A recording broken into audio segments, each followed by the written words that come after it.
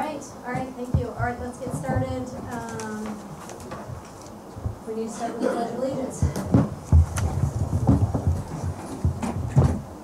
I pledge allegiance to the flag of the United States of America and to the republic for which it stands, one nation, under God, indivisible, with liberty and justice for all. Everyone should have received the June meeting minutes by email. Do we need to have any discussion, changes, edits? If not, I need a motion. Motion to approve. Second? Second. Thank you. All in favor? Any opposed? All right, correspondence, DOH enforcement list. Ursula Bazemore, suspended for 1 year, effective 5/31/19. Suspension stayed. Probation 3 years. Civil penalty $2,000, for which $1,000 is stayed. Violation 800.16A11. Jonah Yoon, suspended. Suspension stayed. Probation 3 years, effective 5/31/19. Civil penalty $2,000, of which $1,000 is stayed. Violation 800.16A11. Other correspondence again? Other correspondence that we have received, we were notified by New York State Department of Health that Rochester General has met the criteria for designation as a comprehensive New York State Stroke Center. We have been notified, and I'll talk more about this in my report, that the Department of Health has provided DeKalb Bridgeville Fire District with a BLSFR agency code and deactivated their ALSFR agency code. SUNY Canton, BLSFR, they completed their renewal July 31st, 2022 successfully for their BLSFR. And we have Redwood Fire Department that was issued a BLSFR agency code. They surrendered their certificate of need. I'm going to read this full one. This was addressed to South Jefferson Rescue Squad. On behalf of the New York State Department of Health Bureau of Emergency Medical Services, I would like to take this opportunity to congratulate you on receiving the New York State EMS Council's EMS Agency of the Year Award. And that's the rest just is about when they'll be giving it at Vital Signs. So a big round of applause for South Jefferson.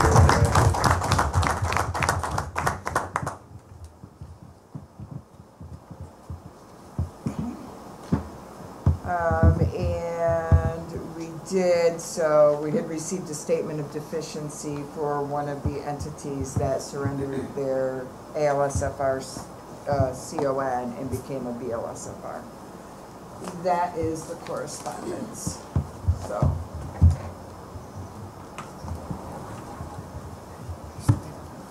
Okay, old business, state EMS meetings, Mark?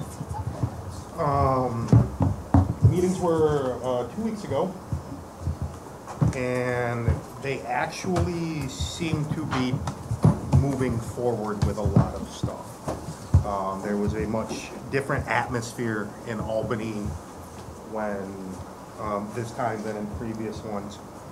The highlights of it, they filled several positions. Their staffing level is as high as it has ever been. There are some vacant positions, including 1 or 2 in Syracuse. The EMS for Children's position will be posted soon, as the person who was doing that left. The agencies participating in CME programs by 2022 will need to be an EPCR platform. At least at the BLSFR level, there is going to be a free platform provided by the state. So don't panic. I have this on my report too, to go into it further. There are some other options that Ann's going to talk about later. So don't panic, and it's in 2022. So Wadsworth meeting was a few weeks before then. They are taking applications for ambulance transfusion services. They have updated the requirements for it, and one of the things it sounds like is going to be rolling out is that the regions are going to be contracting with the facilities, and then the agencies are going to be contracting with the regions, so that it sounds like their intent is less paperwork overall. Medical standards, most of it was on some New York City protocol changes. The one from down there I do want to talk about is a demonstration project where they were doing nebulized ketamine through a breath-activated nebulizer for acute extremity injury. And that's in collaboration with one of the large hospitals down there. And Ann's going to talk about the protocol changes that are coming later. There were a handful of protocol changes. Most of them were wording. The education side of it, there has been a couple of staff that have been reassigned to education and moved into education. There's a learning management system up for the BLS protocol update, and everybody has to have the protocol update done by 12/31, or you, I don't know what's going to happen, you're probably suspended. They're going to take your birthday. Yes. They intend to use this learning management platform significantly more for both protocol updates and some basic CME training. Sometime, well, actually, October, November, CLIs and CICs will be able to do computer-based testing at a testing site. What we would up here would be Pearson's. PSI, I believe, is the actual name of the company. There is supposedly one in the Syracuse area. Paper testing will continue.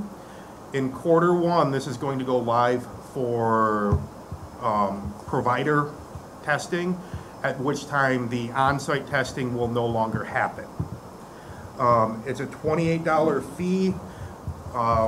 They will receive an email after the state puts them into the system when they receive the course paperwork. They claim there's going to be about a 72-hour turnaround on that. They have to pass the practical skills They have to pass. exam. They're ensuring they're passing the practical skills exam, and then they will get an email making them eligible to do it, and then they schedule a test. Or go take the regular paper test that will still be offered. The CME program updates are actually on the website now. That rolls out 1/1. And for about 6 months, you will be able to use either set of paperwork, either the previous CME program or the new CME program. Paramedic practical skills examination will be ran like National Registry skills examination. The state is going to be sending a bureau rep up, and you have to have National Registry regional faculty proctor there. The state guy is free. The other proctor you're going to have to work out a price with. Can I ask you on that, how does that affect us in the bridge program? It shouldn't at all because it's on the operational side. Yeah, Tony addressed that, and right now, you folks are still going to be tested the way you have been in the past. This is for future stuff in the future, because we're still in the process of training people up. Oh, our test is until February, so that's why I was Yeah, wondering. this is gonna be, it'll be sometime next year, Bill, I'm not sure. There was conversation as to what's going to be removed from the AEMT curriculum that did get approved by both CMAC and CEMSCO. Oral and nasal tracheal intubation, end-tidal CO2, venous blood sampling, and direct laryngoscopy for foreign body airway obstruction is all coming out of the AEMT curriculum as well as the protocols. They are going to be doing a add-on module for end-tidal CO2 so that AEMTs can continue to do that.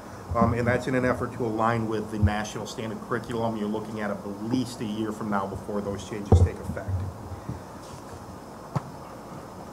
Can I ask a question? If we're taking out intubation from the AEMT, are they going to be allowed secondary rescue? Yes, the concentration is on the secondary airways. There were a couple of CON actions that were overturned by the CEMSCO. And that's something we need to be ensuring we're doing due diligence on in CON stuff. And they want more PEC coordinators, the pediatric emergency care coordinators, even though New York State is one of the most successful sites, they would like more, and there's only a handful of PEC agencies in the region. There were some regulatory changes that have gone up for public comment. Most of them have to do with education.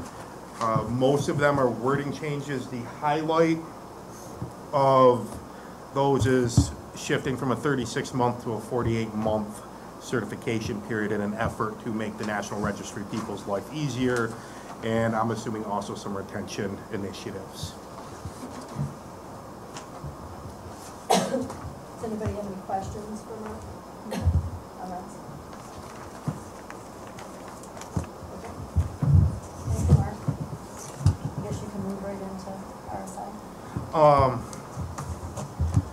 The RSI, Sarah and myself were talking earlier, and we might look at this from a slightly different approach, and I'm going to talk to Matt and Sarah after the meeting to maybe move on something that's got a little bit less pucker factor for the physicians. Does anybody else have any old business? Do you want to talk about the difficult airway under this so we can bring them up to speed on what's happening there so that they know? So, we have to renew our contract on the difficult airway.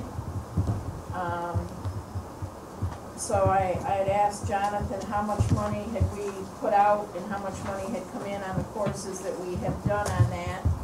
And it is on the positive side. So we haven't lost money on that. And we have to have our difficult airway people audited again. Next page. So we have to have them come on site and audit.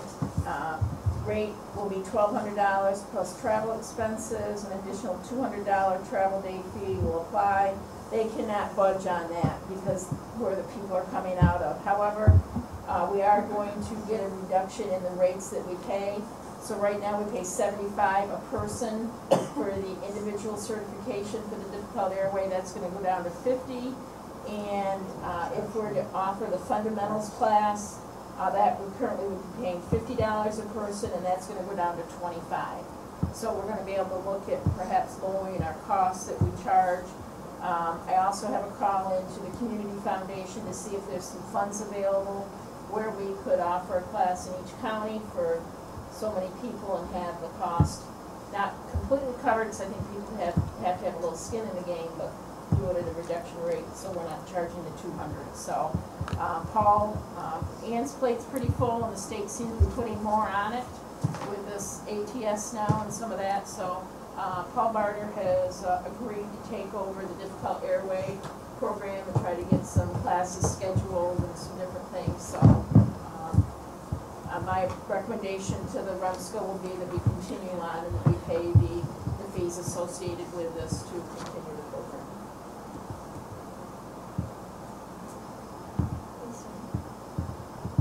Okay, on to program agency report. All right. So I did attend the STAC RTAC meeting in June. The next one will be October 11th. And following that meeting will be an impact teens. Let's not meet like this training. We have 3 folks now that will be going from our area to get this training. I did send that out a couple times to everybody by email. And just a reminder that Upstate had put out, if you're going to transfer patients there from the hospital, make sure you tell them it's a trauma patient, because they should automatically accept. There were some dashboards for trauma and stroke that were, again, the meeting was in June, so it's only up to them. I had copies out there. They're front and back. They were given out at the meeting, so I shared them. It looked like for stroke, EMS is doing well with pre-notification of stroke with a last known well time actually of less than 6.5 hours, which is their metric. not necessarily the protocol, but their metric that they're looking at, but they're not documenting it as well. So they're just not documenting that they gave the hospital a pre-notification. So those dashboards are there if you have any questions, or, you know, again, if you'd like to go to the RTAC meeting, it will be October 11th, 10 o'clock is the RSTAC, followed by the RTAC at noon on the 11th. So Mark already talked about this. I won't spend a lot of time on it. There's going to be an educational session at Vital Signs regarding this. So theoretically, if it becomes effective January 1st, 2020, only providers who have expiration dates of February will be eligible for the new ones because of the 45-day rule of paperwork submission. The other thing that I don't have up here is it appears that we shall have an electronic platform by the 1st to submit these on, so they will not have to be mailed. So we'll watch for more information on that. So some of the newer language in there is that your agency has to be electronic to be able to participate. So yes, everybody's going to end up going electronic, even the BLSFRs, but don't panic. And I'm putting this out there because I saw the look on one of their leaders' faces when I said that. Because they will be, hopefully by then, have a platform for them to document on. Okay, so the BLSFR data does not necessarily go into our NEMSIS 3 data set. I mean, currently right now, they don't have to turn their PCRs in, but because Part 800 says if you're an EMT, you have to complete a PCR, and they then have to follow all the rules and regulations regarding keeping it and document retention and protection and all that good stuff. But that's why that's big in black letters, because I can see that we will be debunking this rumor. So we'll hopefully have something for them. I don't know what that's going to look like yet. So, any questions on that? The one thing I will say for the CICs that I do have in the room on our phone call, there is a form on the back of that Jean said that you can put on, like if you're verifying somebody's education, that gives you a templated form. This is all the information that has to be on there if you're verifying it for core content. You don't have to use that specific form, but you have to make sure that the information that's on that form is in your form if you're choosing to use your own template. And I haven't even got to read the whole thing yet, so that's all I got on that. Is there a draft someplace, or is it available? It's posted on the Bureau of EMS website. The actual manual? Yes. The actual manual. 35 pages. It was posted last week. Yep. Just ship it. Okay. Yeah, I didn't want to send it out till I got to speak about it here because I thought this was going to happen with my BLSFRs, or my non-transporting. So remember, and I'll talk more about where we're at electronically, how much we're in really good shape in this region for electronic documentation in our agencies. So I'll talk a little bit more about that. So it's on the Bureau of EMS website under education, and then transitioning. Is it under? No, it's got its own line for CME program. Let's think there for a minute. So medical director changes, Messina Volunteer Emergency Unit from Dr. Heiss to Dr. Howland, and Carthage Area Rescue Squad from Dr. Fink to Dr. Gray. Would entertain a motion to I'll make the motion to approve. got a motion? Second. What did I do? It should be probably one that isn't And that's in there, mine's in there, so. Okay. All in favor? Anybody opposed? Okay. Okay. So, and just so you guys are aware, we might have to grab another chair. I'm gonna slide one of those down there. We'll make him sit in the middle. We won't make you sit in the middle. When did you change the address? Sorry. All right. We did have it on the information, but all the times that we sent it out, so, sorry. I got a ticket getting here. Oh. I love it.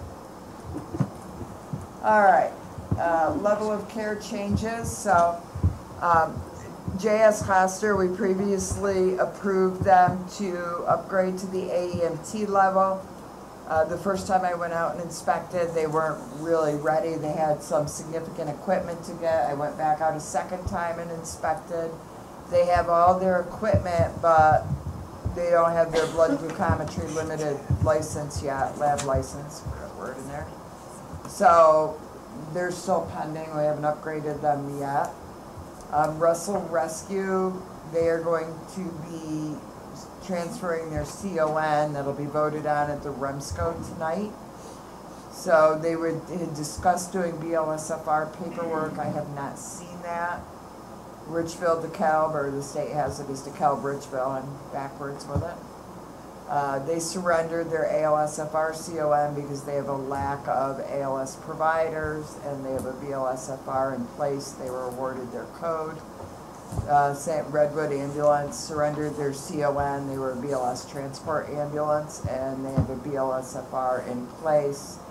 And Harrisville changed to the AEMT level, and we had to do that because they didn't have their narcotics paperwork completed, and then their one true advanced provider was going to be moving out of the area, so they downgraded to the AEMT level. So that's where we are with level of care changes. Any questions? All right, so the only regional adjunct that I have is DeGrasse Clare, South Russell Volunteer Fire Department, provided us the paperwork for BLS Narcan, so I would entertain a motion to approve that. Motion approved. Maya? Second. All in favor? Aye. Any opposed? Okay.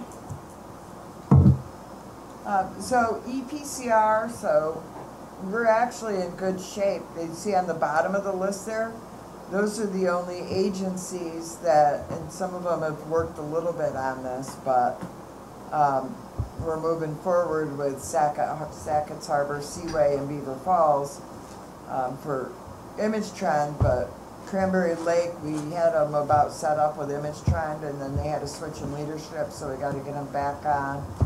Hammond, Morristown, Star Lake, we've worked with them a little bit, but we have to move them towards one or the other electronic platform. They were looking at EMS charts. Turin, Wellesley Island, West Potsdam, ALSFR, that's really all we have remaining of ALSFR transport agencies. Okay? Because we had made the motion, and I think it is next year in April, when the REMAC had required everybody to be electronic. So I'm quite pleased. I think we've done very well at getting folks up and running on this. So now the transition's on the back end, with the state side, getting everybody transitioned into NCEMS 3. So then we will be able to pull better reports that won't take us so long to pull. So a hospital hub, we're encouraging all hospitals to sign up to be able to get their PCRs. Once again, once all agencies are transitioned to NCEMS V3, that will probably be the only way to get your charts is out of there, as faxing of the charts will be phased out by the agencies. So more to come on that. and the information's been out there for a while, and if a hospital needs the letter that was sent to them, there's another copy of it out there, so. PCR delinquencies, we're just missing some from August. We are now required to send them monthly to the state. We were sending them, we got to the point where we're only sending them annually because we don't have as many paper PCRs. But they are now asking us to send them monthly again, so we have to mail them out monthly. So again, remember for paper PCRs that they are due in the office by the 15th of the following month, so. Electronic ones, we look at them, and depending on what criteria they're meeting, there's a threshold, and Jonathan may send the agency a email regarding that. Again, part of our healthcare deliverables that we do these. There's a whole list of CME skills sessions up and coming. They are on the calendar on our website, so I don't know if anybody has any questions on any of those. There'll be a whole bunch more that will be popping up, I'm sure, as we get closer to December. Remember, you can do these anytime, so encourage your agencies to get them scheduled. We had actually asked that they schedule them 6 months out so people have time. So hopefully we'll get some more up there. And if somebody wants them, again, they're on the homepage, on the calendar on our website. So, so these were CME evaluator applications that we got. So for BLS CMEs, Town of Brownville Joint Fire District, City of Watertown Fire Department, and SUNY Canton EMS want to be CME evaluator agencies. So I would entertain a motion for that approval. So moved. Dr. Heiss, Dr. Schneisser, sorry. All in favor? Aye. Any opposed? Okay. And so we tabled from last meeting Carthage Area Rescue Squad because they were in the transition, so it's up to this body what they want to do with that. Wasn't mine supposed to make it onto this list too? For constable though? It was, I did forget. Sorry. Yeah, I was just thinking to myself, I'm like, oh, wait a minute.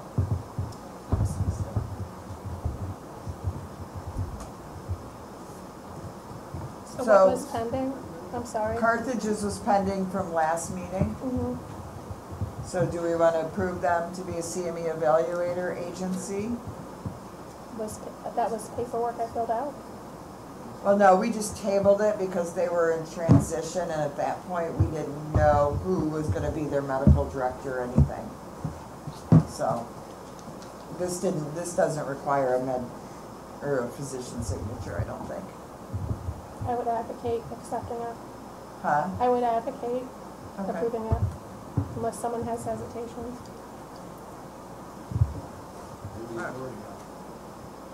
So you're making a motion? Yes, please. Okay. Do we have a second? All in favor? Aye. Any opposed? Okay, and so the one that we're missing,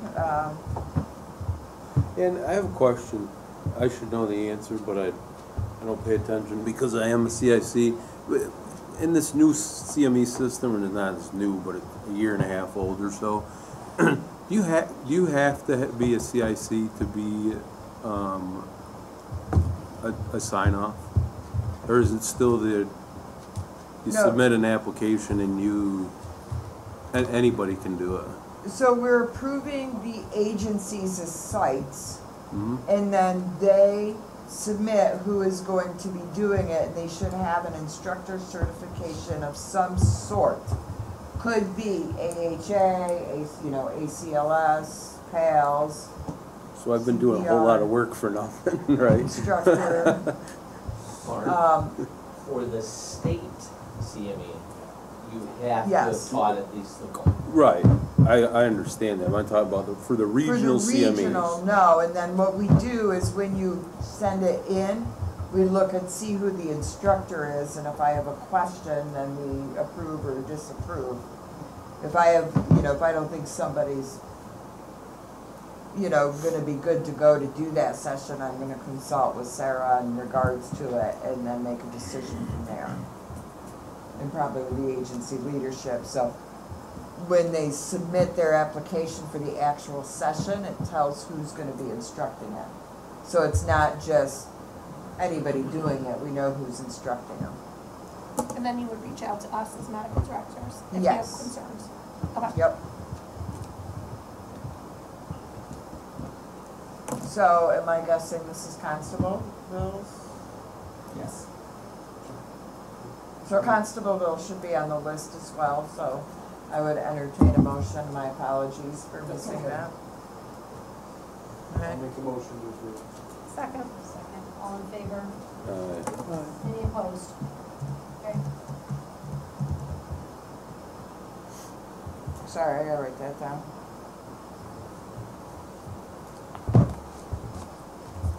Alright, so these are just trainings that we've done. I've actually gone out, I've done the BLS skills sessions. I actually went and we did one in Lyons Falls for the southern portion of Lewis County. And we received spectacular feedback as far as, and again, we're running them. The whole goal is for these people to get their hands on the syringe epi, the Narcan, the albuterol, putting together nebulizers. We ran them by scenario. It was relaxed, but their feedback was phenomenal because they're like, oh, they showed us one in class, but we didn't really get to do much with it. Or we may have been able to do it once. So not only did they have to make the clinical decision, I laid them all out on the table, I would throw a scenario at them. They would have to decide, you know, I didn't say, okay, go give Narcan. They would have to clinically decide what medication that they wanted to give. And I don't know, Bob, if you had any feedback in regards to that session, but they seem to be very... It was all positive. I mean, it was, you know, it was all, they liked the fact that it was scenario based rather than just structured, do this, do this, do this, do this, and check a box. You know, and that made it a little more engaging for them. So that was good. So those are the sessions that I've done with the BLS skills. The CME manager trainings, again, for the BLS agencies, they were targeted at that, but I did address some ALS stuff in there because our ALS CME managers should be trained, but you have transition. So I did record the training, and it's a little dry and 45 minutes long, but it is posted on our website now if somebody needs a refresher on utilizing our online system. So it is posted on there. And again, we did the difficult airway class. We even got Dr. Coates up there, but I think he had way too much fun with the goofy mannequin.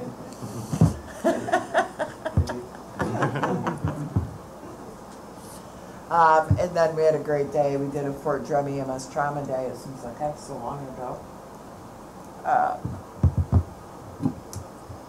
So, upcoming training, we are doing another leadership conference, so save the date, February 1st, 2020. It will be held at the Grandview, which is between Morristown and Ogdensburg on Route 37. There's days in there for lodging right next to it. So, we look again to another spectacular conference. And as always, Spring Fling. Oops, that is 2020. I apparently got distracted, didn't finish my date there. And we're starting the process of, we actually already have one vendor signed up. As always, when I hit vital signs at the end of the month, I'll pass out vendor stuff. So we're working on our speakers and vendors right now. Those are the ALS inspections I did over the summer. So. And we already talked about J.S. Coster. Everybody else was buying a couple little things here or there. We're starting to, so the two drugs that I hear most that are on back order are sodium bicarb and Epi 1 in 10,000. So we do have in place where they can make up kits with 1 in 1,000 if needed. With 9 cc's normal saline for the epinephrine, but sodium bicarb for as often as we use that, hopefully they We also use having that. shortages of D50 by any chance? They're using D10 in the field, so at one point they were having some trouble getting D10. I have not I don't heard have any any. problem with D10, I just ordered it, yeah. Anybody else, Mark, do you have any trouble getting D10? Yeah, so it's the D10 has been fine, but it's every day, every week it's a new one, it seems like.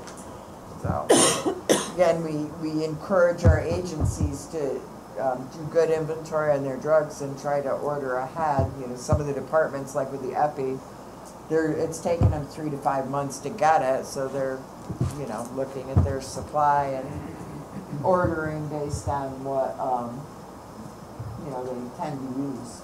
Yes. Sodium bicarb is available in vials, lidocaine 2% recently has become more sparse. Just heads up on that. Yeah, so, again, like I said, every week it's a new drug. I get the emails routinely. I think I get them more than weekly now. So, if there comes up with something, I haven't had an issue to an extent where I think we've had to modify procedures. They seem to be able to get the stuff or have enough to get by. So when I do these inspections, if it's a shortage drug and they have it on order, I'm like, okay. And a lot of times they may have one in their first in bag, they just don't have that spare on the ambulance. So, it is what it is.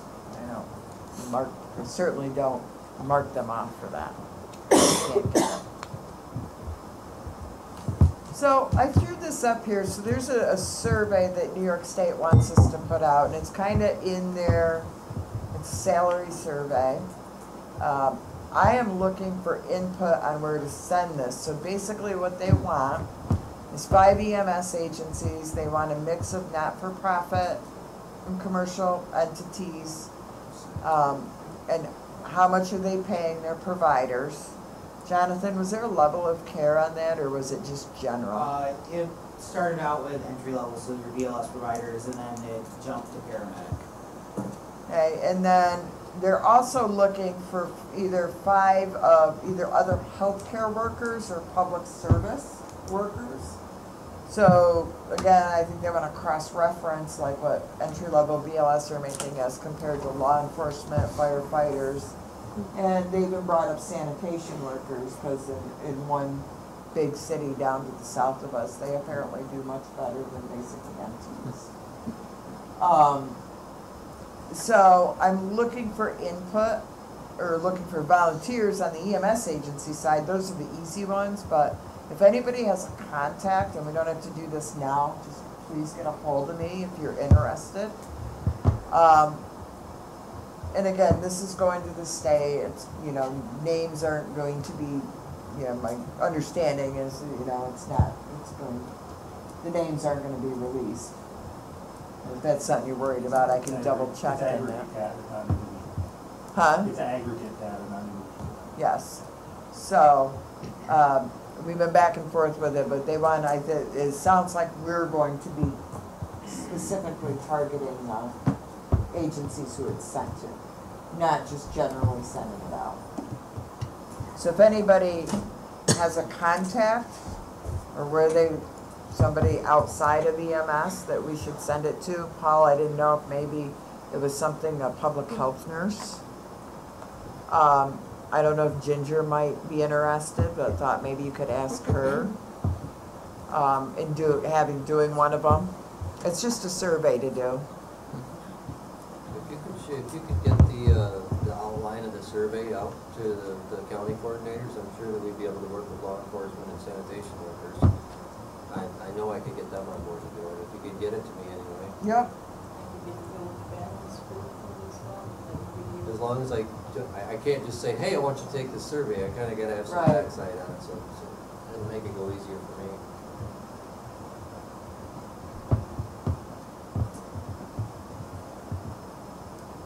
So I will do that, and then I just kind of need to know, just so I have the list, who said that they would do it and not, and then after that, I don't think I need to know anything else. because it goes, they have an intern working on this at the Department of Health. So thank you guys so much for that. That's why I threw it up there.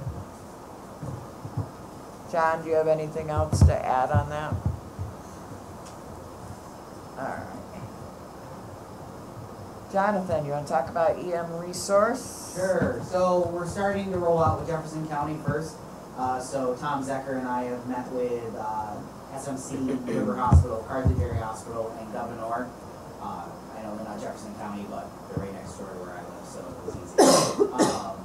All have showed interest. Carthage Area Hospital has started utilizing the system here and there. Governor was very familiar with it. Jay Moore, their ER manager, worked with it down in the Syracuse region. River is waiting to see Samaritan go with it, and then they are going to start moving with it. Samaritan is a bit of a hold-up right now. Just not getting really good communication back from them on what the status is with it. River really liked it because of the fact that they're going to be able to look at the agencies that are around them and see who's available to get a transport out. And see if they can go to Samaritan, plus we're paying for the extra view of the Syracuse region hospitals, so they'll be able to know what they have available and when transporting a patient out. I have worked with a handful of EMS agencies to get them piloting it on the EMS side. Guilfoyle has been utilizing it, Carthage Rescue, Evans Mills, Indian River has started the setup of it, but with Lance being in and out so much lately, it's just been hard to get done. And they're liking the usage of it. It allows them to see what resources they have around them if and when they have an incident. Jefferson County Public Health has been really big in pushing for it, especially the EMS office. All the EMS coordinators will have access to the system to send out MCI notifications to the targeted hospitals to know what each hospital can take. But again, we've just got to get the hospitals more involved, I think. So we paid a lot of money for this. It's a fabulous resource that will make people's lives easier. We're getting to the point where we need to just get it done. I can't get the add-on, I shouldn't say I can't, I won't pay the extra money for the add-on to the Syracuse hospitals until I get our hospitals up and running with this. This would save a lot of work, you know, for when, you know, you have diversion or something goes wrong, you know, or can even give a warning so maybe you won't get to the diversion spot. And then I think it has a lot of other use. I mean, even from the public health aspect, where we may be able to bring some more partners on. And again, once you get many people here, the cost of this will be minimal, but we just have to get it up and running. So it's a snapshot to see what services are at each hospital, and also a snapshot for inter-facilities transports?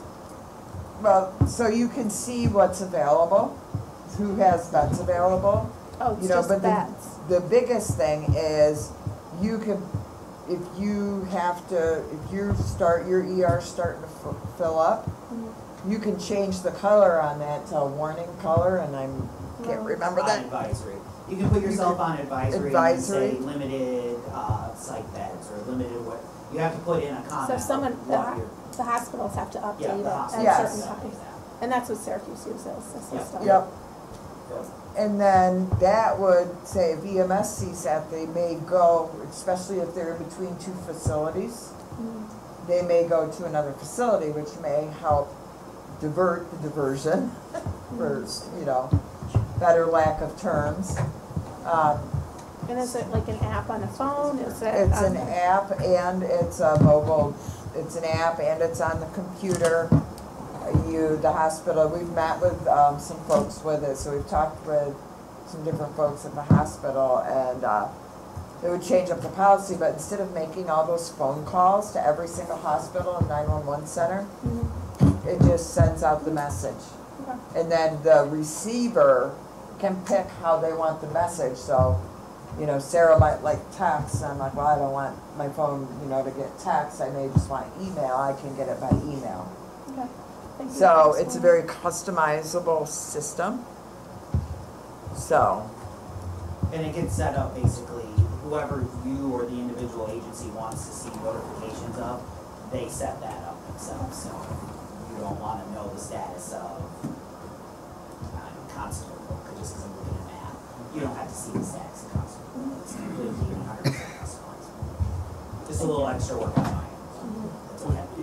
It's very useful when down in Syracuse where everybody's busy. And then you can immediately see what the status is. 911 centers looking at the same thing the field people are, the ED folks are looking, and it allows for speed. It is real-time data. That's the key. all right, so hopefully we can move forward with that. Mark mentioned the pediatric, the PEC agencies, where we're looking for pediatric emergency care coordinators. Those are our current agencies, so thank you to all those agencies. Sounds like we may have one more coming on board. I heard a rumor that Fort Drum may be next on the list. But we would really like to recruit some more. There's not really a whole lot to it. It's filling out some paperwork, and then it's just being that pediatric promoter. So, you know, promoting good, you know, some finding additional training, not doing the training, but, excuse me, the resources for the training.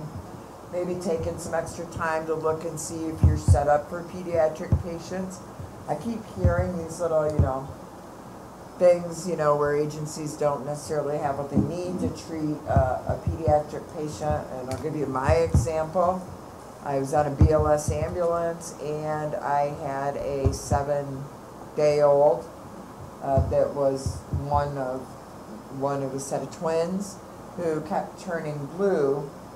And I realized I had no way to monitor this baby's pulse oximetry. I also didn't have a great way to transport. Did put her in a car seat and then had to reposition because a little, you know, an infant that size in a car seat. But it actually prompted our department to buy a different pulse oximetry unit that was now pediatric capable. And we actually also bought a PD-Mate, which is a nifty little thing that hooks on the stretcher. So just kind of being that advocate for pediatrics on the ambulance is what we're looking for with these pediatric emergency care coordinators. So it's really good if you have one. Questions on that? I think the link in the application is still on the website, but I mean, I'm still hearing that we are transporting pediatrics in parents' arms.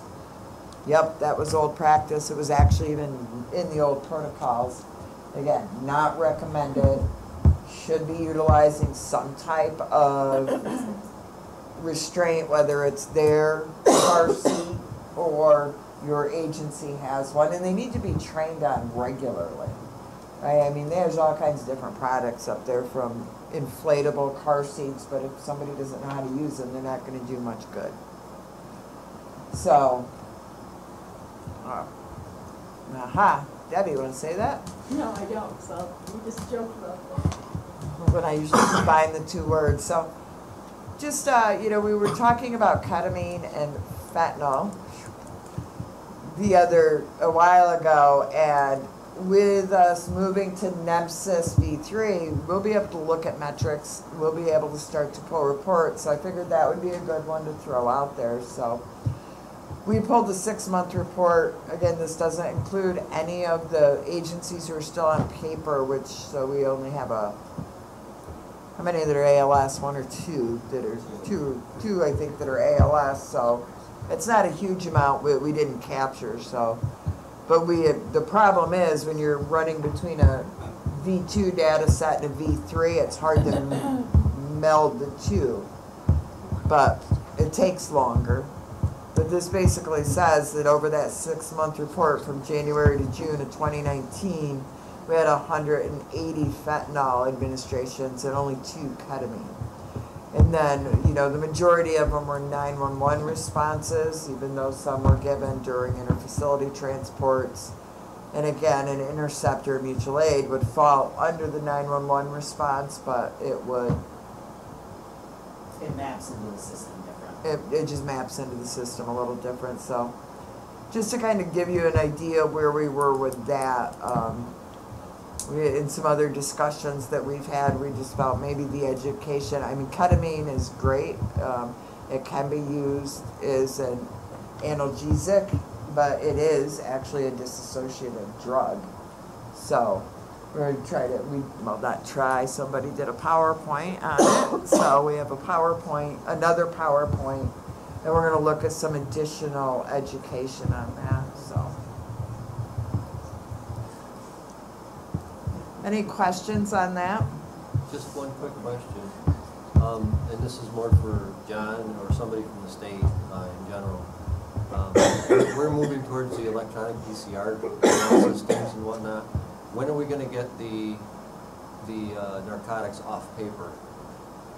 Or will that ever happen? Is that on the forefront? What are we doing here? Okay. Yes, we want to get everything off paper. When is a different question. The platform is out for bid. Well, the bid spec is written. I don't know the bid is out yet, but that's part of it. Clearly, we're going to do that. But like anything here, there are going to be some elements, depending on how you're configured with your local service, you're going to still have to do paper. Because if you're doing, I mean, I have every control way of doing it from, high-tech keyless locks, wireless, Bluetooth, okay, to I have people that are doing 2 padlocks and seals.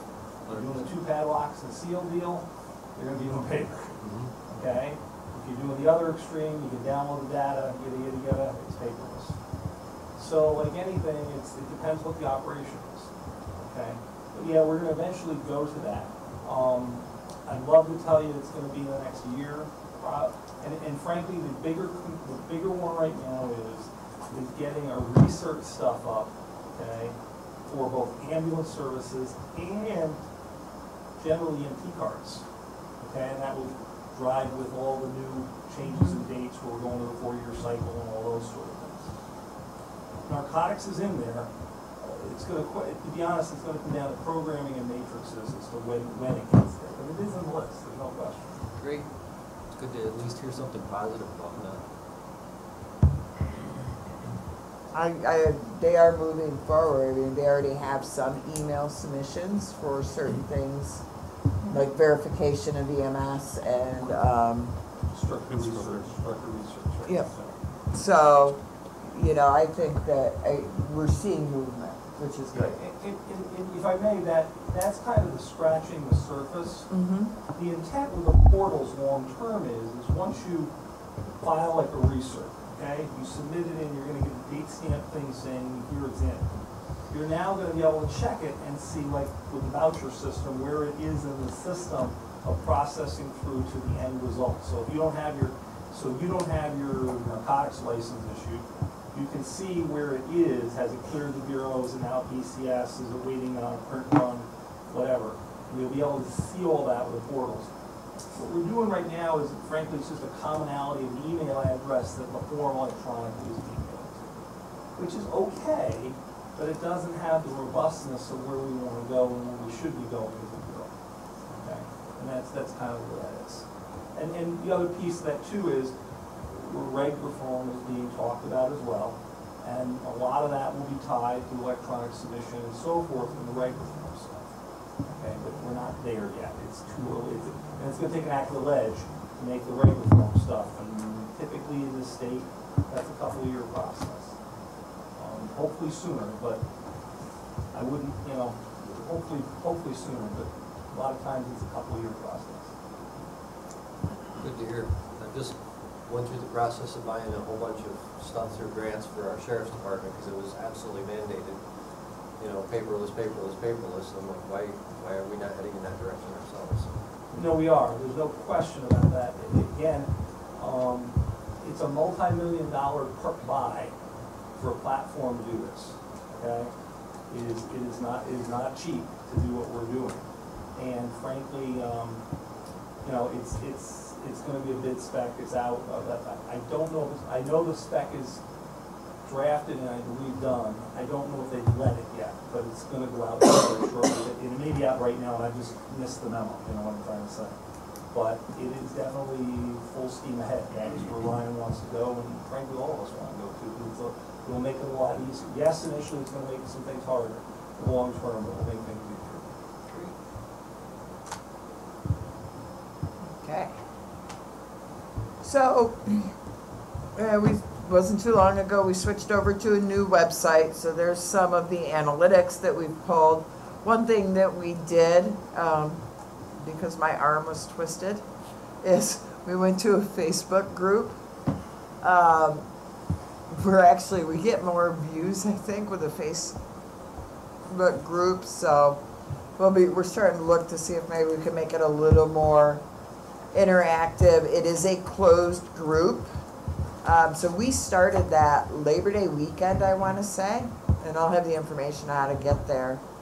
And we already have that many members. It hasn't even been out there that long.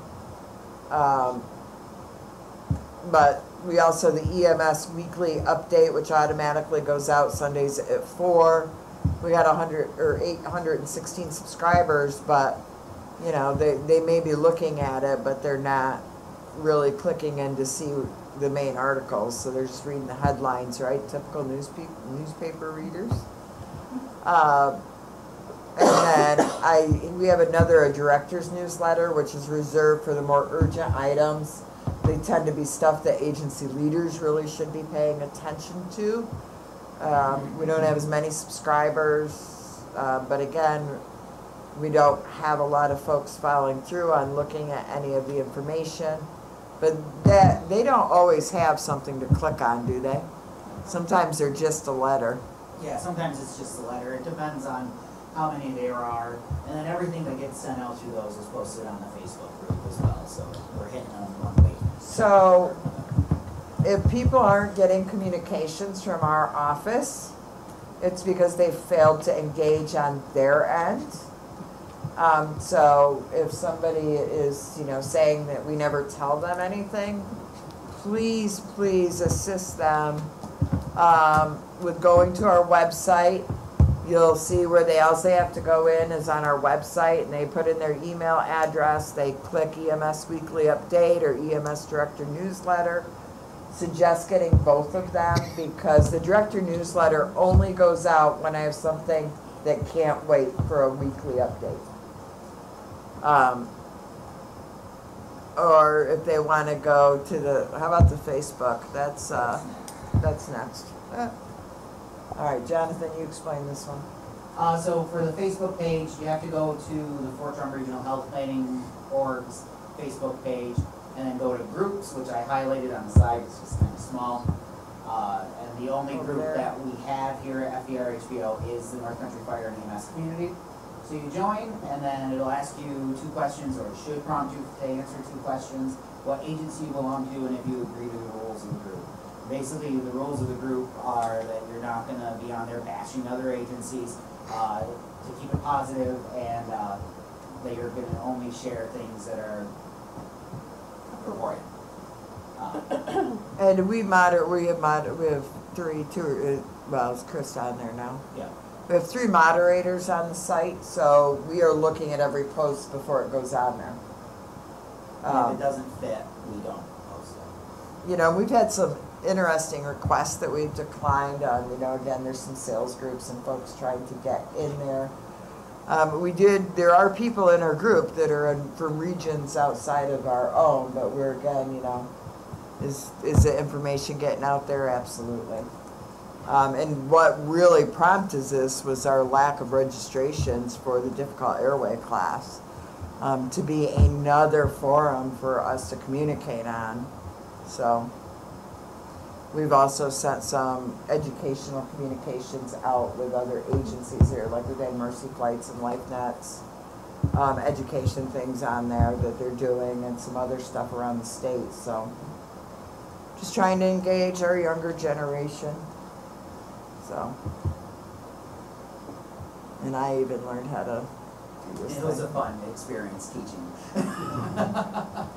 But don't expect me to answer you on Facebook, because it's not, I don't go there that often. Okay. So just some miscellaneous stuff. I presented at the 2019 Rural Health Conference on September 27th in Niagara Falls to rural health leaders regarding the crisis in EMS and some of the challenges that we're facing, as well as some of the things that we're moving forward to try and help. I met with Turin Fire Department to discuss opportunities to ensure coverage to their community. And as many other departments, they only have a couple of EMTs.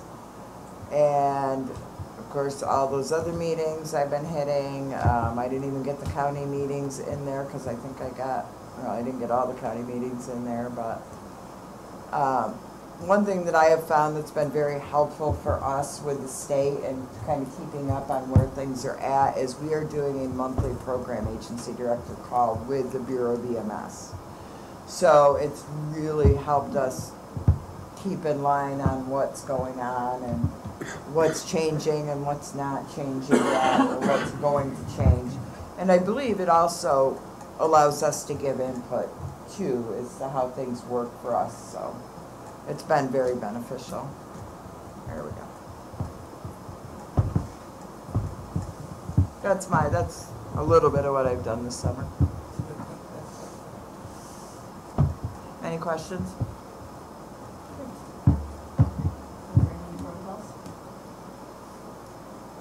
Okay. Any other? Okay, yep. All right, so guess it's me again. Good thing I just continued. All right. So as Mark said, the BOS protocols are out. As you can see at the bottom there, it's a little small. There's a new LMS system that the state has that they have done a BOS protocol update, and all providers need to do that by December 31st. That's certified first responders right up to the paramedic level need to take that new BOS protocol update. They are working on giving us access to be able to see who in our region has done it and who has not. As of last Wednesday-ish, I think there was 5,100 providers across the state that have completed it. So with that being done, and a lot of the changes to the collaboratives are adding the BLS. We shouldn't have to address that in our 2019 collaborative protocol update, which we don't have the 2019 collaborative protocols in effect yet. And when I'm done with this, we can talk a little bit about my nightmare that comes along with that we're trying to fix. But just moving forward, I'm going to address some of the changes, and then at the end, I'm going to ask for thoughts on some stuff. Here are some of the thoughts, but I will come back to them in the end. So one of the changes is that, again, you should be using clinical judgment, but the previous protocols talked about pediatric being defined as until the signs of puberty. Secondary signs of puberty. So now the EMSC folks have asked that they, again, use clinical judgment, contact medical control if needed, but they're kind of throwing out the 15th birthday as kind of the mark. We'll talk about Toradol again later, acetaminophen and ibuprofen, and we'll talk about all this other stuff later. The O2 saturation is now 94%, which is where it should be, instead of 92% that it was. So moving on, these are some of the changes. The dilution of the amiodarone is removed. They used to have you dilute it in normal saline, but during cardiac arrest, I don't think anybody was doing that. Again, remember, that's only during VFib or pulsus VTAC arrest. The suggestion for dual sequential defibrillation is removed under med control considerations. There is some discussion under termination and resuscitation. Again, a medical control consult, consider discussing the ETCO2 with them. I did throw these in here. These are just for especially the physicians. These are a new protocol that will be in there. They are in the BLS protocols as well, but again, a recommendation towards transport of these patients, and they may refer to these protocols. So again, you know, the child that has a seizure, which is, it turns blue, and by the time you get there, they seem to be doing fine. So again, a lot of the changes regard getting the medicine to the AEMT level of care that should have been there, which we had done a policy statement way back when on. So now it'll actually be in the protocol, so that's the nitroglycerin for our advanced providers, or AEMTs, I should say.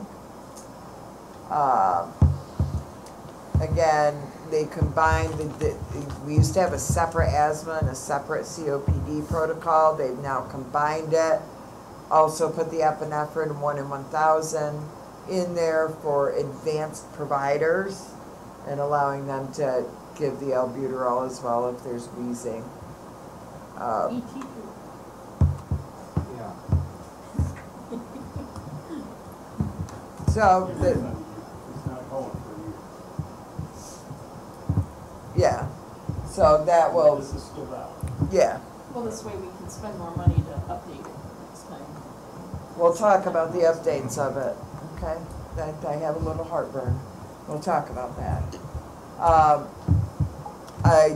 Yeah, we'll talk about that. So again, under medical control considerations, they, you know, just threw out there for the docs, maybe the magnesium for COPD exacerbation or additional if they ask for it, depending on their transport times for albuterol. And it's a medical control option for pulmonary edema for advanced folks or AEMTs, so you may get a phone call for that. Not sure why it's a protocol. So fever is a new protocol, and they put in acetaminophen and ibuprofen, but we do not have to require them in the region. I have talked with my neighboring regions, and it sounds like everybody feels like maybe we should make them optional. So I'll ask when I get to the end. I do believe I have everything on one slide, so I just kind of wanted to throw these up there. The 2019 collaboratives are posted on the Bureau of EMS website as well. And again, with the fever for the pediatric, it's got the dosing in there. So one of the things that they changed at the state meeting was, and they actually have it as medical control, but wasn't it less than 6 months you shouldn't be giving either. And the one thing that will be added in here is ibuprofen should not be given to anybody who is pregnant. So that was a recent change that still has yet to be added in here. Again, goes back to my heartburn we'll talk about in a minute. Again, under, if they can't, or glucose of the pediatric, they can give glucagon under the advanced. Opioids, again, just getting your advanced up to where it should be, then the naloxone there.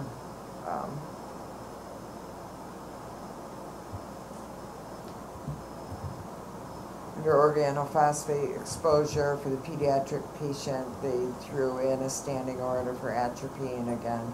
It's for organophosphate poison exposure. So again, there's a pain management protocol that also has the acetaminophen and the ibuprofen in there. But one of the bigger changes is the ketorolac on the bottom. And as we work towards kind of getting away from giving opioids, we have had ketorolac as an optional medication, and it is now one of the 3 choices of a medication to be given for pain. The dose is decreased from 50, it used to be 60 milligrams, and then cut it in half. for ages over 65 or potential renal failure. I might be a little off on that. But really, the medical literature, my understanding is showing that 15 milligram dose IV is effective. And I know that when I had once called for an order, I asked for 60 milligrams, they gave me 15 out of the hospital, and it took the edge off the patient's pain who had a kidney stone issue. But again, I think it goes back to education on when to use Toradol and when a narcotic may be better. So, again, there's the pain management for the pediatrics, adding in the acetaminophen and the ibuprofen. Good, I think I could say that many times that fast. So junctional tourniquets are in here. They were actually in our last protocols, I do believe, but again, it's something we have to decide whether we're regionally going to approve. I think we probably keep them optional. Places like Fort Drum may use them, probably more on the, probably not on the civilian side, but more on the, do you guys have them? Military side. Yeah, more on the military side, but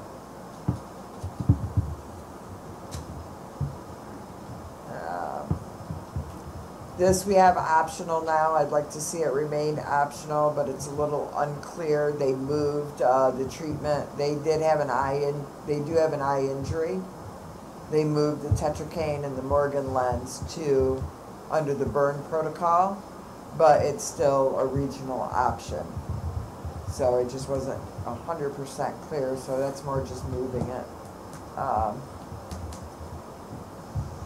So this is interesting because this is not within the scope of practice of an AEMT, but what this is in there for, and I don't know that I necessarily agree, is for tactical trained AEMTs.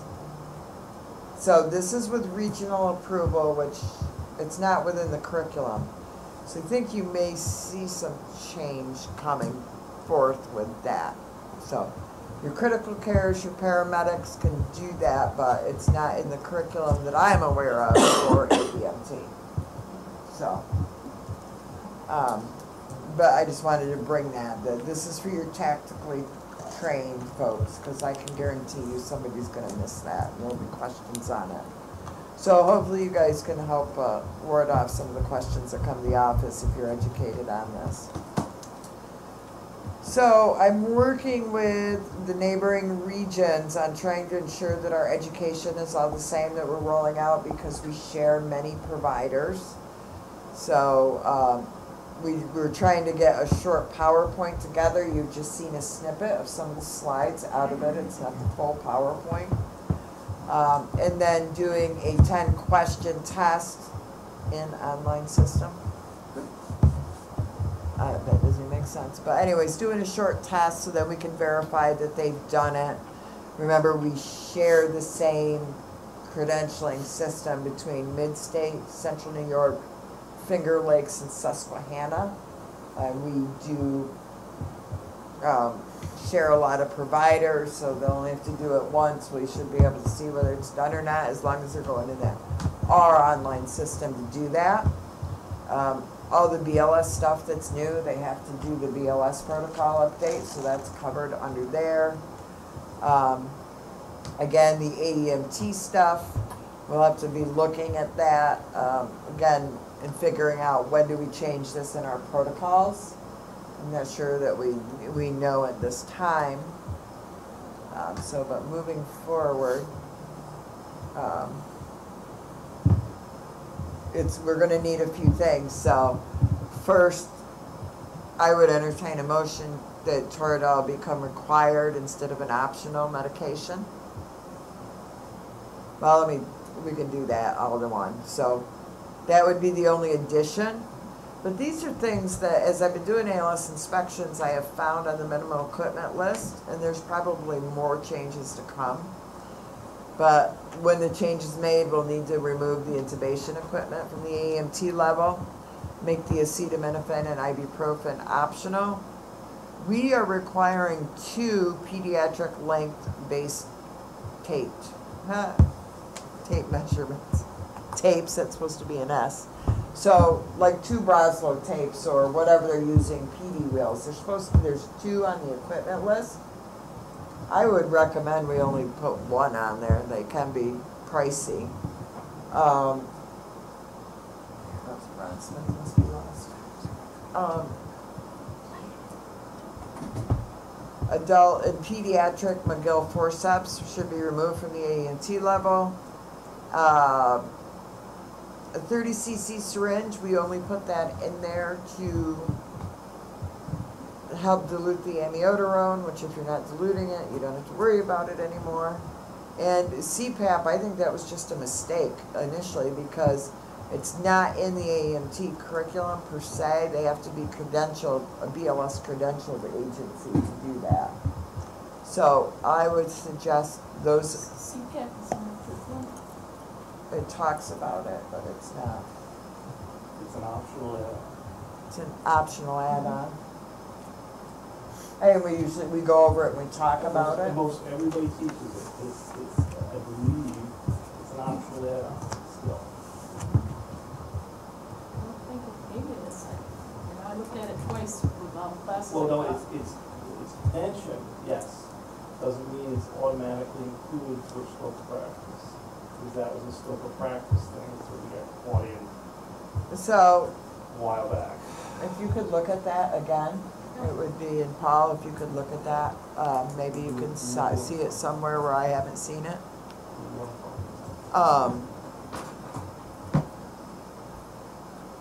So, those are some of the changes, and I guess I'll incorporate them all and put the list out by email for approval when we get closer to rolling out these, if you guys want that, or you can do whatever you want. That's my plan. Sounds reasonable. Sounds good. Okay. So I will send this out for approval once we're sure on the CPAP and I actually get the changes made on the list. I guess if it's not a mandate, why wouldn't we make it a mandate for NCEMS to use CPAP? Because it's still a REMAC option, That's why I'm asking here. okay? Why don't we make it a mandatory? Because some folks, the cost for issues and associated other things. If you're at the advanced level, then you're doing the costs associated with that. Not arguing. I'm just giving the rationales. I'm not trying to argue. I'm just saying those were the stumbling blocks at the time. We're taking innovation away from them. We know that using CPAP and starting it early avoids some of patients having to be intubated, and it allows them not to get to that stage, so why would we not encourage or mandate that our AEMTs use CPAP? Because they can sign up through the BLS credentialing process. But that also means they should have that additional 3 hours of education that the state set forth. I mean, we can certainly make that a requirement.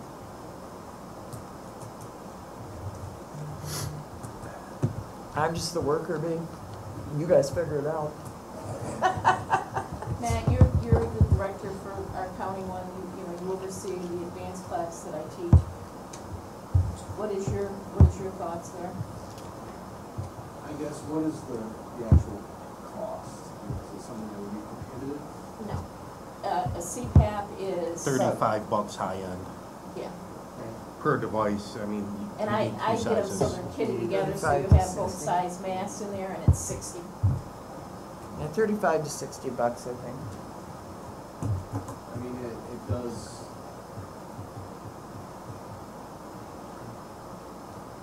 I mean, like you said, it helps avoid intubation in most patients, but if you require them to carry it, you'll also require them to get the education. We have the resources to provide that. I already teach it in my advanced. I already have it built into my curriculum. And the hours are gonna go down after next year with taking intubation out, which is a tremendous amount of hours. I'm But- fine with requiring. But you have to remember that you may not be the only advanced instructor, and maybe not all of them do. Yeah, and that's. So if it's not in the curriculum, which we'll double check, Right, I'm trying to find it now. then, you know what I'm saying? I couldn't find it in there, but I've overlooked. There's something else I couldn't find and somebody else found for me, but. I need my computer, but my remembrance is that it's a tack-on thing that was put in the front of the BLS piece, to be there as an option, but that's my memory, I don't want to trust my memory this far. We already have a regional add-on for CPAP, don't we? The training and everything else for it? Yes, we do. If we want to make this mandatory, I think the best way to go with it is just to require every AMT to do the regional add-on, or the regional training. And then everyone's trained at the same level and we're ensuring it's being done. And realistically, CPAP is what would be considered a best practice and a standard of care, and not having it, you're really not meeting that best practice. To echo that, it's across various boards, and studies showing that reducing intubation will further reduce hospitalization, Medicare, Medicaid costs incurred to the county, to the state, will help us all in the medical community. Just ensuring that we have proper education for AMT and the rollouts handled appropriately, I think is most appropriate for this region. I certainly don't disagree with that, but I will put a reminder out that that can only be taught by advanced CIC. Right. That was a state reg at that, so I know, like Don, I have folks in St. Lawrence County that kind of help do some of the education, so we'll be looking, remember, because we had to have the PowerPoint approved, and all of that was done and approved here, so I have everything, but I will be looking if, you know, we do this, I'm going to need some help with ensuring to get the training out there in all the counties for those that need it. I mean, we've been doing the ones in, say, you know, whoever asks, I mean, I go do them if I have time. So can you look into the training, and if it's there, when you send the email out, let us all know Yeah, I mean, I think we can, with the recommendations. So if it's on the list right if now, it's not there so. as a remove, if it's not there, then we're gonna change it and put it to the ad, correct? It's already on there. No, it's on the remove. Oh, okay. It's on there. Oh, it's on there. It's Gotcha. already on the list, but for some, and then I can't find it in the curriculum, so I brought then you it just up. remove them. Yep, so well, nothing will have to happen. Is it possible for us to also see the numbers of how many AMTs we have online in our system versus Oh, how many absolutely. have the CPAP, Oops, training? I just did it in, 'Cause sorry. if it's 99% have it, then That's the end of it. I say we just keep it and done it. But if it's 2% have it, and you're going to tell us the number of CICs aren't going to be able to keep up with that. Yeah, no, I mean, we don't have, I think you're gonna see a growing number. I would assume you're 80+%. I would guess more. What happens when you assume? I know. But, you know, there's a lot of BLS agencies that already have the CPAP add-on, which would be incorporated to it. So, you know, I don't think you're at 2 or a low percentage. It would be a high percentage. Yeah, we can pull those.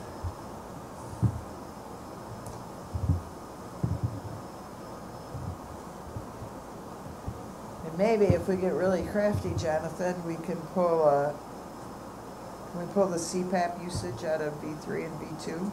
I don't know about B2, but I know I can.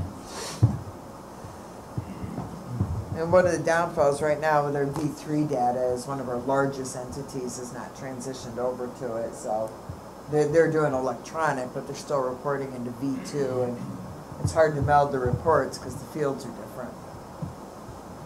I thought V2 was an ECG lead.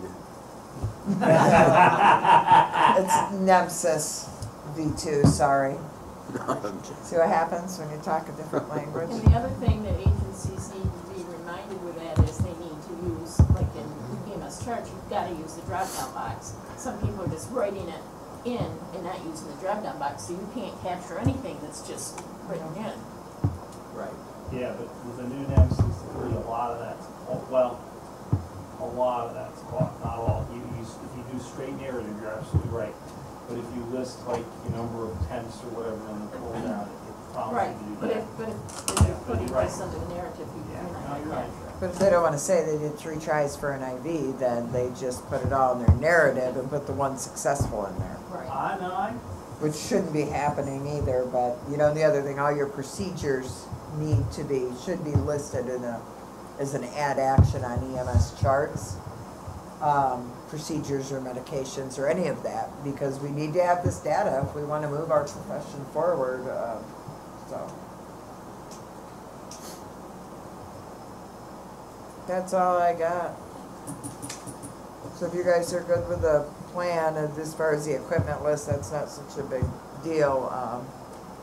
Once we get more of a plan in there, and I know that we're gonna require the Toradol, if you guys don't have an issue with that. And keep the other things, as they are, the equipment stuff we can take out. So, I'll send out the list as soon as I edit it. That's it. Yeah, can you pull up the, Oops, put my glasses on, I can see what key I'm hitting. Alright, let me figure out what I did with it.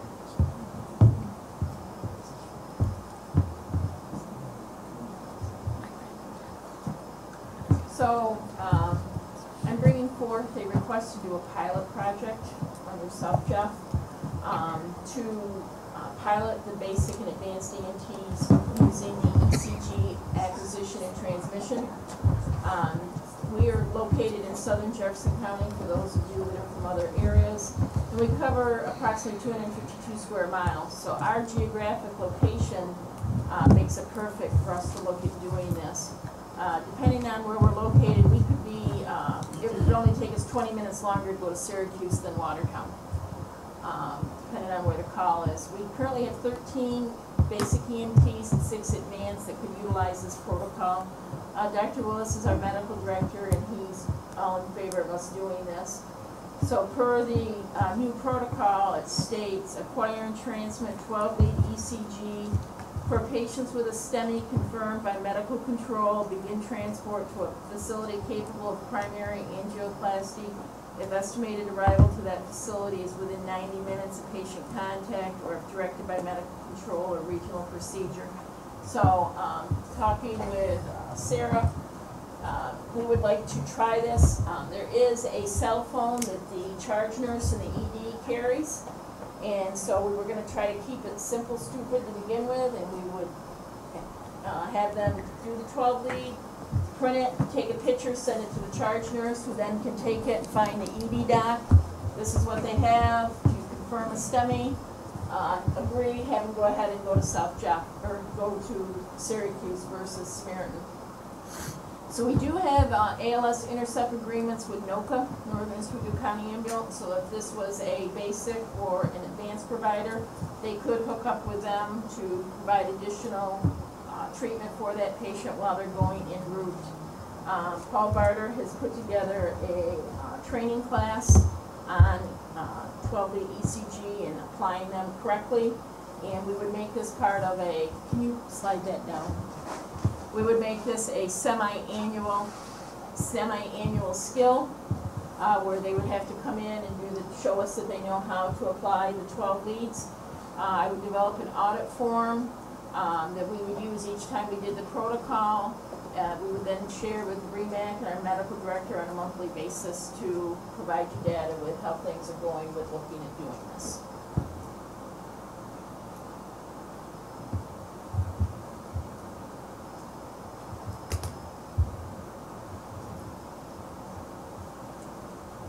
Are you asking for approval?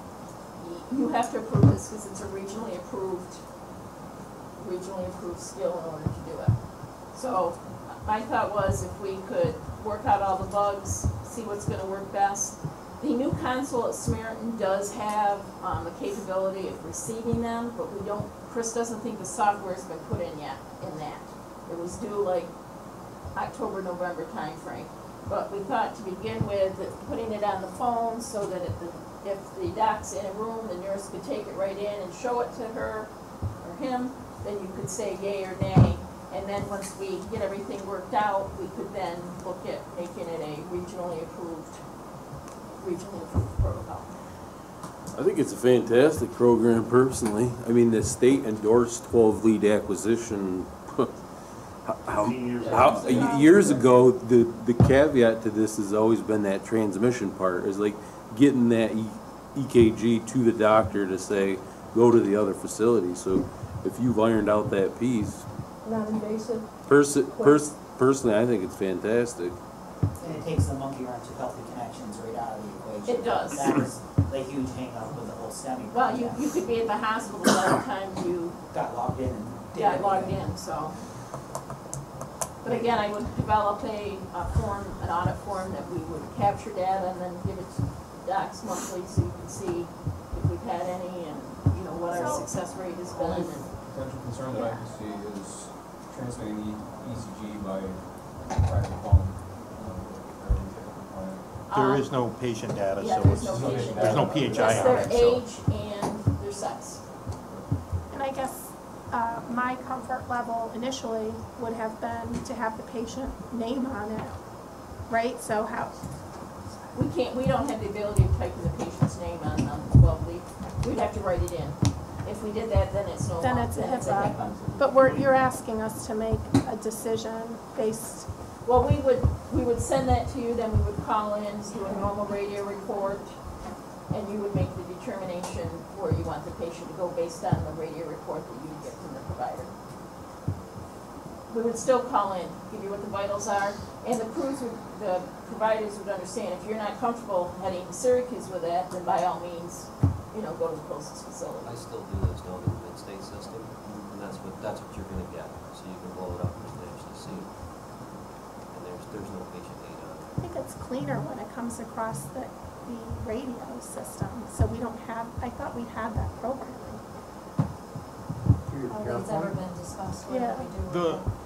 Just the feasibility to start is very easy if you transmit it to that. Plus, if you're in the room with another patient, they can walk in and show it to them. You know, we're supposed to have where the radio communicates with the nurse's phone. Remember that? That was promised to me, 3, 4, 5 months ago. We still don't have that. So this is something that we could start with to then potentially transition to the radio.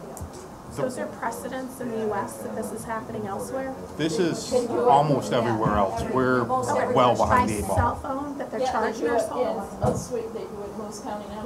Okay, so the precedence is there, so it's no issue to Yeah, me.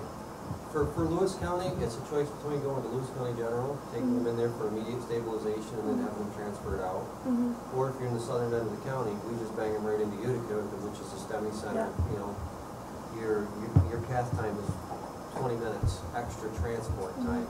We currently do this with cell phones, and the quality and clarity are, you know, So there are no issues. there's no issue. I can show you some examples. But there's no HIPAA issues. There's no problems. It's all there. Their cell phone, well, I shouldn't say it's cell phone. It actually goes to an email address, and it's right there in front of the doctor. He just brings it up on a Kodak picture view or whatever, and just blows it up and looks, says, yep, and then they make the assessment at the center whether they go to a room in the ER or they go straight to cath. So I make a motion to approve this project. Points of discussion. Are you using like X12s and 15s. Okay, you can add patient names, so you gotta be careful. You can't add a patient name. We have it, so they can't. There's a thing in there you can shut it We off. lock them out. Alright. Okay.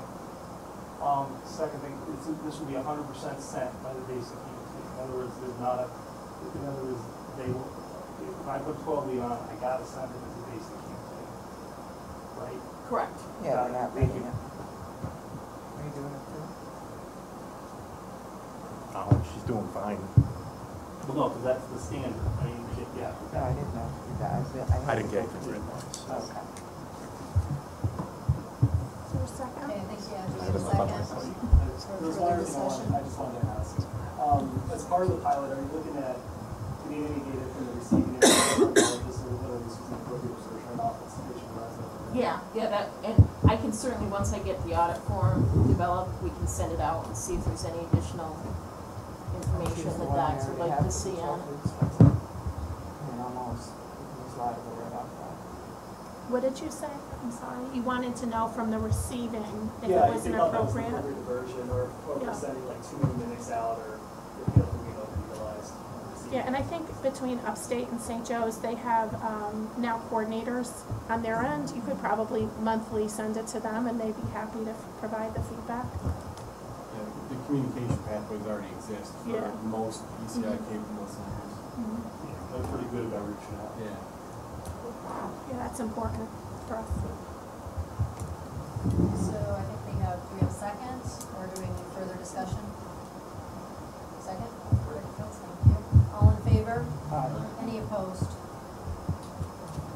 Okay, other new business. The only other comment I have, as opposed to NOCA, Mercy, and Air Methods, would be potentially a faster liaison getting down there now with St. Joe's helipad. It depends Upstate. on where we're located. Yeah. If we're in Ellisburg, it's holding up patient. We're spending more time waiting or trying to hook up with a helicopter. And I than we trust can that do you guys would make the right decision, Yes. but that to me like limits to Yeah. the NOCA. So I would, I don't know, maybe make the verbiage more inclusive versus, Okay. thank you. Any other new business? Couple of things. One is, I have a great announcement. Mike Lugosi got promoted in my office. And so that is happening, and we're really super excited about that. The other thing is just, oh, by the way, and I'm not, these are preliminary comments, more details to follow in the coming year. Clearly, the Bureau is going to look at next year the number of physicians covering number of providers and the number of services that are being covered by SS physicians. And I just prepare you now that kind of for the numbers currently being kicked around and following. For ALS providers, one physician can have only 10 services and 100 providers. And for BLS providers, it's 500 providers, again, with 10 services. And that's prescribed out in Part 80 and stuff.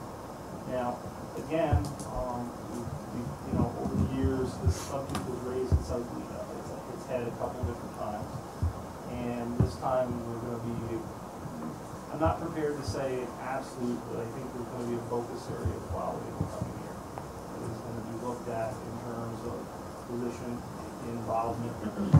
In many parts of the state, we have a limited number of physicians covering an extraordinary number of services.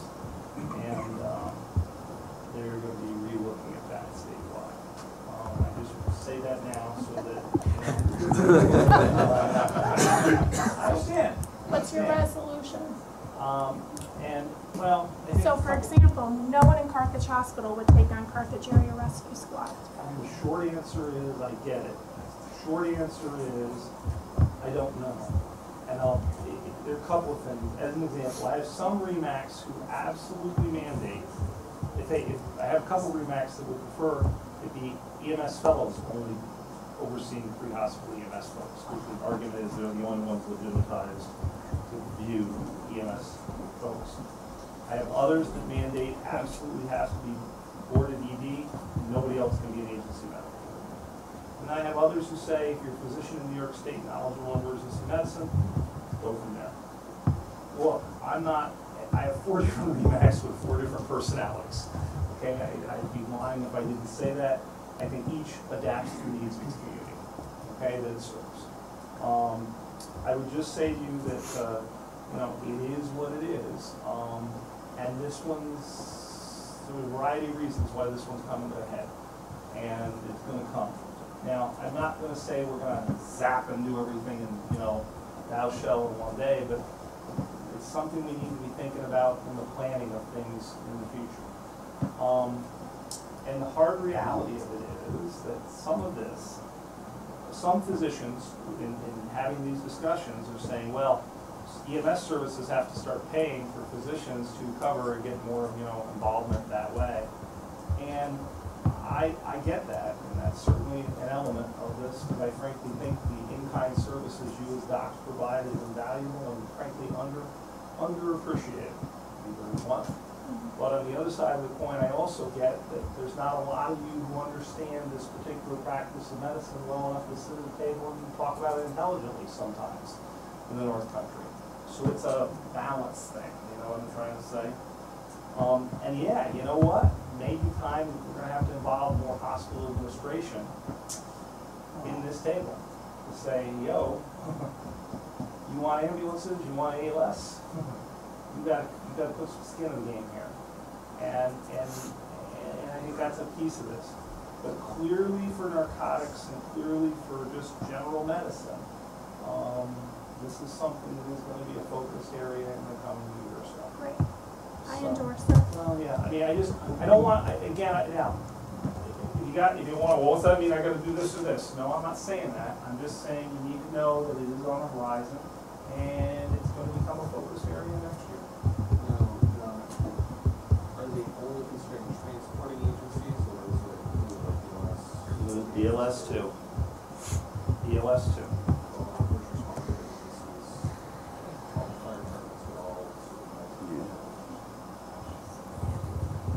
Yep. That's all, everything is on the table related to this. Now, I would say no, okay? Because that I would say no, because that's more general public, you know what I'm trying to say? I think where our focus is at the moment is the word agencies in the code, okay? Where it basically says agencies. It doesn't say certified agencies, it just says EMS agencies. And that's, I think, the key words that will, and then I'm clear this is gonna become a discussion point, and there are gonna be some things, and we're gonna probably create some targets and things in the foreseeable future. But I just wanted to give a heads up that that is probably coming in next year, okay? Beyond that, I'm not prepared, and I'm not prepared beyond those remarks to say it's gonna be this or that, because I truly don't know, and I frankly think we know as a bureau we've gotta look at this. And beyond that, I agree. yeah. I agree. Please. Thank you. Great. Does anyone else have any other comment, new business before we adjourn? Not if I get a motion. Make a motion. To get air conditioning in here. I make a motion to adjourn. Thank you. Thank you, everyone. No CQI. Okay, great. What? Back and forth. Oh, We used to freeze at the other place. I know. Sarah, Matt, I get you